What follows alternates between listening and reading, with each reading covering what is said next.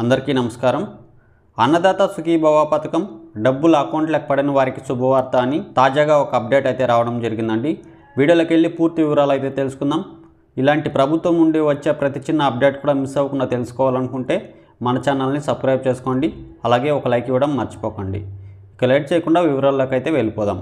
ఆంధ్రప్రదేశ్ ప్రభుత్వం అన్నదాత సుఖీభవ పథకం కింద ఈ నెల 2వ తేదీన రైతుల బ్యాంక్ ఖాతాల్లోకి 7,000 రూపాయల చొప్పున డబ్బుల్ని జమ చేసిన సంగతి తెలిసిందే. కానీ కొందరు రైతులు మాత్రం అకౌంట్లోకి అన్నదాత సుఖీభవ పథకం డబ్బు జమ కాలేదు.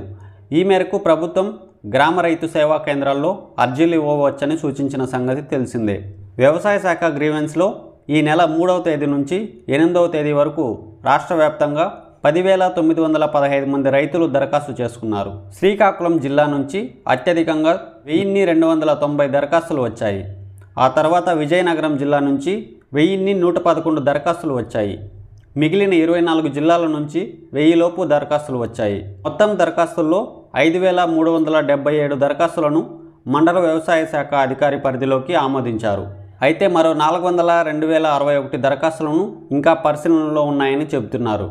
అయితే వీటిలో 29 దరఖాస్తులను వివిధ కారణాలతో తిరస్కరించారు. అయితే తహసీల్దార్ పరిధిలో 411 దరఖాస్తులను ఆమోదించినట్లు తెలిపారు. ఇక 827 దరఖాస్తులు పెండింగ్లో ఉన్నట్లు చెప్పారు. తహసీల్దార్ పరిధిలో 10 దరఖాస్తులను తిరస్కరించారు. త్వరలో గ్రీవెన్స్లో పరిష్కారమైన అర్హులైన రైతుల ఖాతాల్లో నిధులు జమ కానున్నాయి. ఎన్నికల నియమావళి, ఈకేవైసీ సమస్యలు, ఎన్సీపీఐలో సమస్యలు ఉన్న రైతుల ఖాతాల్లో అన్నదాత సుఖీభవ డబ్బులు పడడం లేదని అధికారులు తెలిపారు. సుమారు 1,00,000 మంది రైతుల ఖాతాల్లో ఈ సమస్యలు ఉన్నాయి. వ్యవసాయ శాఖ అందించిన డేటా ప్రకారం కేవలం 1,067 ఖాతాలకు మాత్రమే డబ్బులు బదిలీ కాలేదని ఆర్టీజీఎస్ ద్వారా సమాచారం అందిందని అధికారులు తెలిపారు. గ్రామ రైతు సేవా కేంద్రాల్లో ఫిర్యాదులు తీసుకుంటున్నారని తెలిపారు. భూమి ఉన్నా కొందరికి రైతు భరోసా డబ్బులు అందడం లేదు. భూ యజమాని చనిపోతే వారి పేరు జాబితా నుంచి తీసేశారు. వారసులకు ఇంకా పాస్ పుస్తకాలు ఇవ్వలేదు.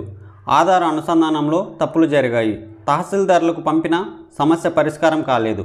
న్యాయపరమైన సమస్యలు ఉన్న భూములను వెబ్లాండ్లో నోషనల్ ఖాతాలుగా నమోదైన వాటిని తిరస్కరించారు. ఆక్వా సాగు, వ్యవసాయేతర అవసరాలకు వాడే భూములకు ఈ పథకం వర్తించదు. అలాగే నెలకు 20,000 కంటే ఎక్కువ జీతం పొందే ఉద్యోగులు, ప్రస్తుత మాజీ ప్రజాప్రతినిధులు కూడా అనర్హులు. 10 సెంట్ల కంటే తక్కువ భూమి ఉన్నవారు, మైనర్లు కూడా ఈ పథకానికి అర్హులు. ఈకేవైసీ చేయని వారికి కూడా డబ్బులు అందలేదు. ఎన్సీపీఐలో ఖాతా పనిచేయకపోతే లేదా మ్యాచ్ కాకపోతే బ్యాంకుకు వెళ్ళి వెంటనే యాక్టివ్ చేసుకోవాలి. ఈకేవైసీ పెండింగ్లో ఉంటే వెంటనే పూర్తి చేసుకోవాలి. అప్పుడు అన్నదాత సుఖీభవ పథకం పెట్టుబడి సాయం అందుతుంది. అన్నదాత సుఖీభవకు సంబంధించిన అర్హత ఉన్న ప్రతి ఒక్కరికి సాయం అందుతుందని ప్రభుత్వం చెబుతుంది.